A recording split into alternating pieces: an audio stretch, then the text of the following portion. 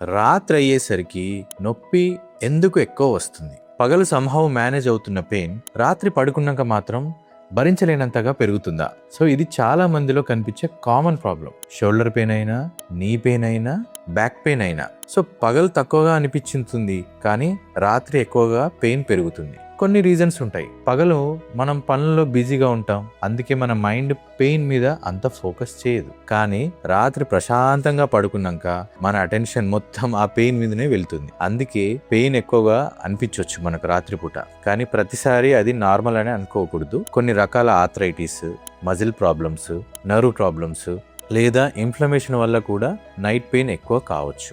So రాత్రి pain వల్ల నిద్ర డిస్టర్బ్ అవుతుంటే లేదా పెయిన్ రోజు రోజు పెరుగుతుంటే అది ఒక వార్నింగ్ సైన్ లాగా కావచ్చు. రాత్రి వచ్చే నొప్పిని సాధారణం అనుకుని భరించకండి. కారణం తెలుసుకుని సరైన ట్రీట్మెంట్ తీసుకుంటే త్వరగా రిలీఫ్ అనేది పొందొచ్చు.